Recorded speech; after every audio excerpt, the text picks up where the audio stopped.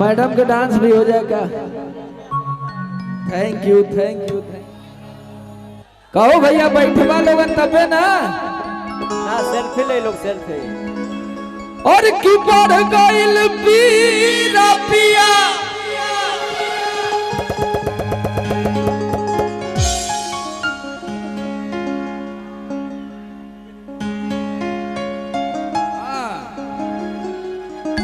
अब आया अब तनी माहौल चलेगा कस के। और की बढ़ गइल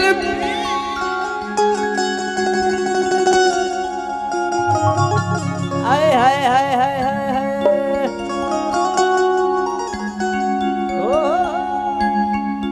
वाह ये तो ठीक है। मर्दवा 100 रुपया में फोटो खिंचाई तब तो हम रात भर में राजा हो जाए। वाह अति सुंदर। हो की बढ़ गइल पीरा पिया। वो दादा जय जय। अब तू आ जा राम प्रवेश जी आप भी आ जाइए। और की बढ़ गइल पीरा पिया सच कहता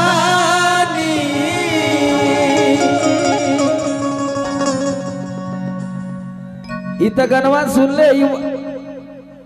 ले बड़ा कि ना लोगन तेकर पार्ट 2 गर्मी में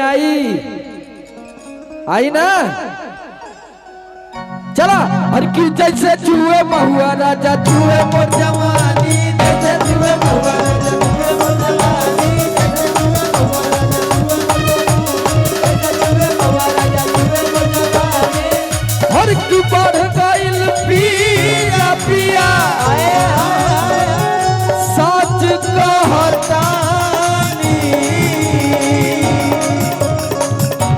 हो की बढ़ गइल पिया पिया सच कहतानी। ये लीजिए पुरस्कार।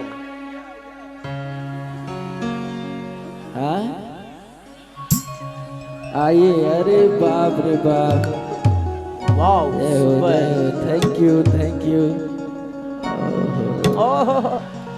मैडम का डांस भी हो जाएगा। Thank you so much. आपका प्यार इतना। एक बार डांस हो जाए मैडम के साथ है ना। चला और की जैसे चूहे महुआ राजा चूहे मोर जवानी जैसे चूहे महुआ राजा चूहे महुआ राजा चूहे मोर जवानी। क्या बात है। लहो गोदनवा गोदवा लहो गोदनवा गोदवा लहो गोदनवा गोदवा लहो गोदनवा गोदवा लहो गोदनवा गोदवा लहो गोदनवा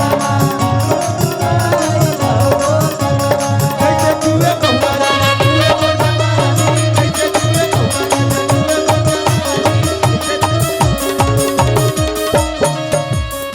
अब देखा यहाँ ले आजीबा तो काम गबड़ा जाइए तो हमके तो पीछे जाए के पड़ी। बढ़ले बात ये गलत बात।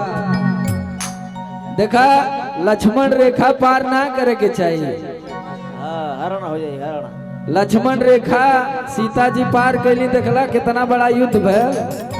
वो हंस पर बैठ गई। हाँ तब बाबू पीछे हो जा लोगन। हाँ अब तू लोगन गड़बड़ावत हुआ काम।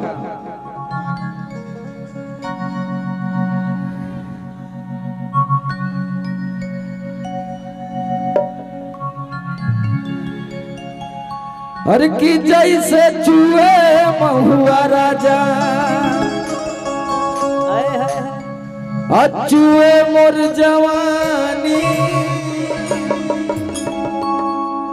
और की चूहे मोर जवानी राजा और चूहे मोर जवानी। चला हर की जैसे चूहे महुआ राजा चूहे मोर जवानी जैसे चूहे महुआ राजा चूहे मोर जवानी जैसे चूहे महुआ राजा चूहे मोर जवानी।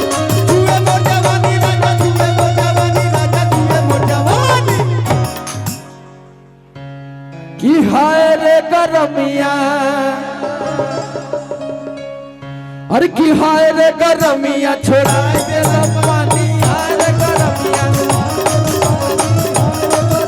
छोड़ाई दे द पानी हाय रे गरमिया छोड़ाए दे पानी कैसे जुए भवा राजा जुए मोर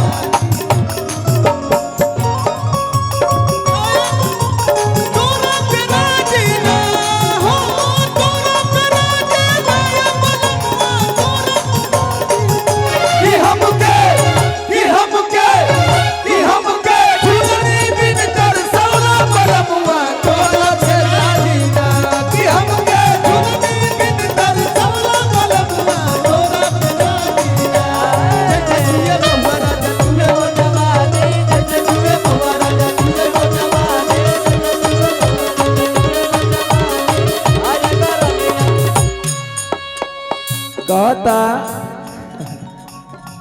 भौजैया के ई गर्मी बर्दाश्त ना होता तो कैसे बताओ तरी कि चैती बयरिया मचैले तबाही कि चैती बयरिया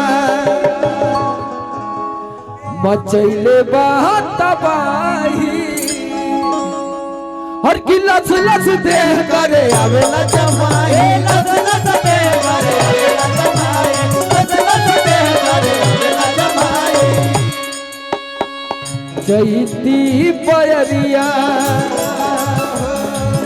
मचैले तबाही लस लस देह करे आवेला जमाई लस लस देह करे आवेला जमाई लस लस देह करे आवेला हो की कैसे जाके दुख अपन आए आए आए राजा हम बखानी कैसे जाके दुख अपन राजा हम बखानी अतनी इधर वाले हमारे साथ कई बार लोग हैं ना चला हर की जैसे चूहे महुआ राजा चूहे मोर जवानी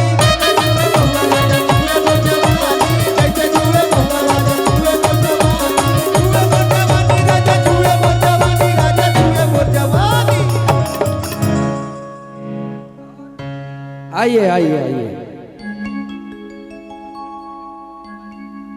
और आराम से आप लोग बैठ जाइए।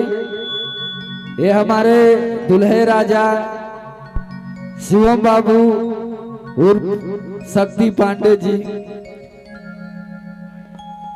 और आज जिनकी शादी है उनके छोटे भाई मंच पे आए हैं और मंच के माध्यम से आपका स्वागत है। एक बार ताली हो जाए भैया पूरा बढ़िया से और आराम से बैठ जाइए क्योंकि अब हमको लगता है द्वार पूजा हो गई बात, अब सब लोग आई और कार्यक्रम आप लोगों के लिए रखा गया है। आप लोग एंजॉय करिए, कार्यक्रम का आनंद लीजिए शांति ढंग से। हम चाहेंगे कि आप भी दो शब्द हमारे भाइयों को बोलिए। अपना बोलबा चलिए, बहुत बहुत धन्यवाद।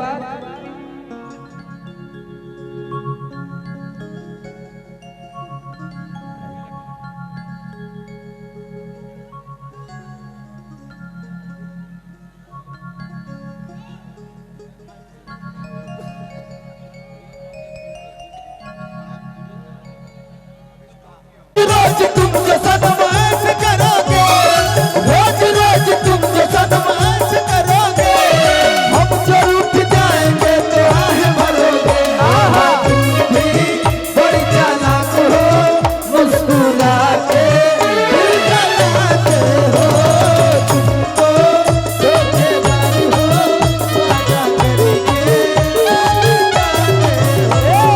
लगो दारू जाना मजियो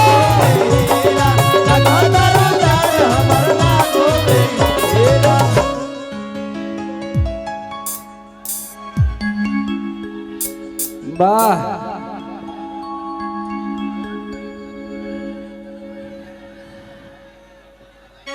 ये वहाँ आई कब जब बैठ जीबा तो